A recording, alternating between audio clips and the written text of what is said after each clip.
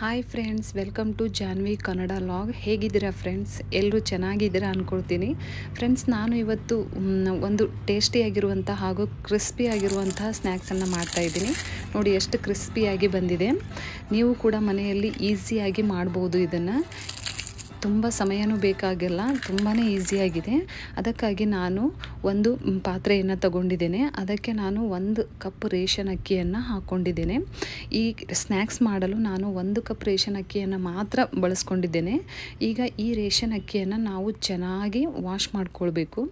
ಒಂದು 2 ಸಾರಿ ನೀವು ನೀರು ಹಾಕ್ಕೊಂಡು ಚೆನ್ನಾಗಿ ವಾಶ್ ಮಾಡಿದರೆ ತುಂಬಾ ಚೆನ್ನಾಗಿರುತ್ತೆ. ಈ 2 ಬಾರಿ ಇದನ್ನು ನಾವು ವಾಶ್ ಮಾಡಿಕೊಂಡ ನಂತರ ಸ್ವಲ್ಪ ನೀರು ಹಾಕಿ ಅದನ್ನು ನಾವು ನೆನೆಯೋಕ್ಕೆ ಇಟ್ಕೊಳ್ಬೇಕು. ನೀವು ನೆನೆಸಬೇಕಂತ ಏನು ಅವಶ್ಯಕತೆ ಇಲ್ಲ, ನೆನೆಸ್ಕೊಂಡ್ರೆ ಬೇಗನೆ ಕುದಿಯುತ್ತೆ. ಈಗ ಒಂದು ಕುಕ್ಕರನ್ನು ತಗೊಂಡು ಗ್ಯಾಸ್ ಆನ್ ಮಾಡಿ ಕುಕ್ಕರಿಗೆ ನಾನು 4 ಕಪ್ಪು ನೀರನ್ನು ಬಳಸ್ಕೊಂಡಿದ್ದೇನೆ. 1 ಕಪ್ ಅಕ್ಕಿಗೆ 4 ಕಪ್ ನೀರನ್ನು ನೀವು ಹಾಕ್ಕೊಳ್ಬೇಕು. ಈಗ ನೀರು ಕುದಿಯೋಕ್ಕೆ ಬಂದಿದೆ. ಈಗ ನಾವು ನೆನೆಸಿಟ್ಟಿರುವಂತಹ ಅಕ್ಕಿಯನ್ನು ನಾವು ಇದಕ್ಕೆ ಹಾಕ್ಕೊಂಡು ನೋಡಿ ಫ್ರೆಂಡ್ಸ್, ಹಾಕ್ಕೊಂಡು ಒಂದು ರುಚಿಗೆ ತಕ್ಕಷ್ಟು ಉಪ್ಪನ್ನು ಹಾಕ್ಕೊಂಡು ನಾವು 4 ವಿಸಿಲ್ ಹೊಡೆಯೋವರೆಗೂ ಇದನ್ನು ನಾವು ಚೆನ್ನಾಗಿ ಕುದಿಸ್ಕೊಳ್ಬೇಕು. ಕುದಿಸ್ಕೊಂಡ ನಂತರ ನಾವು ಇದನ್ನು ಚೆನ್ನಾಗಿ ಮಿಕ್ಸ್ ಮಾಡ್ಕೊಳ್ಬೇಕು. ಯಾವ ರೀತಿ ಅಂದರೆ ನಾವು ಮಜ್ಜಿಗೆ ಮಾಡೋ ಇದು ಇರುತ್ತಲ್ಲ, ರೇವಿಗೆ ಇರುತ್ತಲ್ಲ, ಅದನ್ನು ತಗೊಂಡು ನಾವು ಇದನ್ನು ಚೆನ್ನಾಗಿ ಗ್ರೇವಿ ಆಗುವವರೆಗೂ ಇದನ್ನು ಮಿಕ್ಸ್ ಮಾಡ್ಕೊಳ್ಬೇಕು. ಮೊದಲಿಗೆ ಚೆನ್ನಾಗಿ ಅನ್ನ ಬೆಂದಿರುತ್ತೆ. ನಾವು ಸ್ವಲ್ಪ ಅದರಿಂದ ಮಿಕ್ಸ್ ಮಾಡಿಕೊಂಡ್ರೆ ತುಂಬಾ ಸಾಫ್ಟಾಗಿ ಬರುತ್ತೆ. ನೀವು ಎಷ್ಟು ಚೆನ್ನಾಗಿ ಮಿಕ್ಸ್ ಮಾಡ್ಕೊಳ್ತೀರೋ ಅಷ್ಟು ಚೆನ್ನಾಗಿ ನಮ್ಮ ಸ್ನ್ಯಾಕ್ಸ್ ಕ್ರಿಸ್ಪಿಯಾಗಿ ಹಾಗೆ ಟೇಸ್ಟಿಯಾಗಿ ಬರುತ್ತೆ. ಈಗ ನಾವು ಇದಕ್ಕೆ ಜೀರಿಗೆಯನ್ನು ಸ್ವಲ್ಪ ಕೈಯಲ್ಲಿ ತಿಕ್ಕಿ ಹಾಕ್ಕೊಳ್ಬೇಕು. ಹಾಗೆ ಮತ್ತು ನಿಮಗೆ ಉಪ್ಪು ಇನ್ನೂ ಸ್ವಲ್ಪ ಬೇಕು ಅಂದರೆ ನೀವು ಹಾಕ್ಕೊಳ್ಬೋದು. ನಿಮಗೆ ಮನೆಯಲ್ಲಿ ಕೆಲವೊಬ್ಬರು ಜಾಸ್ತಿ ಉಣ್ತಾರೆ, ಕೆಲವೊಬ್ಬರು ಕಡಿಮೆ ಉಣ್ತಾರಲ್ಲ, ನಿಮಗೆ ರುಚಿಗೆ ತಕ್ಕಷ್ಟು ನೀವು ಉಪ್ಪನ್ನು ಹಾಕ್ಕೊಂಡು ಮತ್ತೆ ಚೆನ್ನಾಗಿ ಒಂದು ಸ್ವಲ್ಪ ಹೊತ್ತು ಮಿಕ್ಸ್ ಮಾಡ್ಕೊಳ್ಬೇಕು. ನೀವು ಬೇಕಂದರೆ ಇದಕ್ಕೆ ಹಸಿಮೆಣಸಿಗೆ ಖಾರ ಹಾಕ್ಕೋಬೋದು. ಈಗ ನಾನು 1 ಹಿಡಿಯಷ್ಟು ಕೊತ್ತಂಬರಿ ಸೊಪ್ಪನ್ನು ಹಾಕ್ಕೊಂಡಿದ್ದೇನೆ. ನಾನು ಕೊತ್ತಂಬರಿ ಸೊಪ್ಪು ಅಡುಗೆಗೆ ತುಂಬ ಜಾಸ್ತಿನೇ ಬಳಸ್ತೀನಿ, ಯಾಕಂದರೆ ನಂಗೆ ಭಾಳ ಇಷ್ಟ. ಈಗ ನಾವು ಇದಕ್ಕೆ ತಣ್ಣಗಾಗೋಕ್ಕೆ ಬಿಡಬೇಕು. ಬೇಗ ತಣ್ಣಗಾಗಬೇಕು ಅಂದರೆ ನೀವು ಒಂದು ಪ್ಲೇಟಲ್ಲಿ ಸರ್ವ್ ಮಾಡ್ಕೊಳ್ಳಿ. ಸರ್ವ್ ಮಾಡಿಕೊಂಡು ಒಂದು 5-10 ನಿಮಿಷ ಬಿಟ್ಟಿದ್ರೆ ತಾನೇ ಅದು ಸಂಪೂರ್ಣವಾಗಿ ತಣ್ಣಗಾದ ಮೇಲೆ ಯೂಸ್ ಮಾಡ್ಕೊಳ್ಬೇಕು.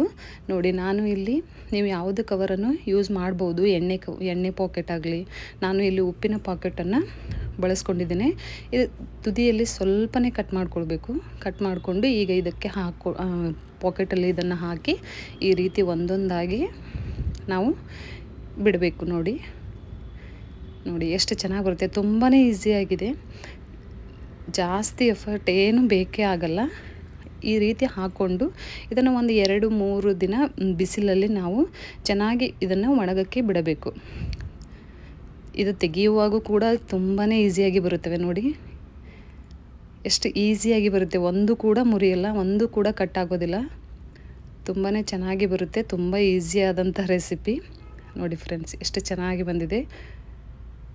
ಈಗ ನಾವು ಒಂದು ಕಡಾಯಿಯನ್ನು ಇಟ್ಕೊಂಡು ಅದಕ್ಕೆ ಸ್ವಲ್ಪ ಜಾಸ್ತಿನೇ ಎಣ್ಣೆ ಹಾಕ್ಕೊಳ್ಳಿ. ಯಾಕಂದರೆ ಉದ್ದ ಇರುವುದರಿಂದ ಸಂಪೂರ್ಣವಾಗಿ ಅದರಲ್ಲಿ ಇದು ಆಗಬೇಕಲ್ಲ, ಫ್ರೈ ಆಗಬೇಕಲ್ಲ. ನೋಡಿ, ಎಣ್ಣೆ ಚೆನ್ನಾಗಿ ಕಾದಿದೆ ಇಲ್ಲ ಅಂತ ನಾನು ಟೇಸ್ಟ್ ಮಾಡೋಕ್ಕೆ ಒಂದು ಹಾಕಿ ನೋಡಿದ್ದೇನೆ. ಈಗ ಎಣ್ಣೆ ಕಾದಿದೆ.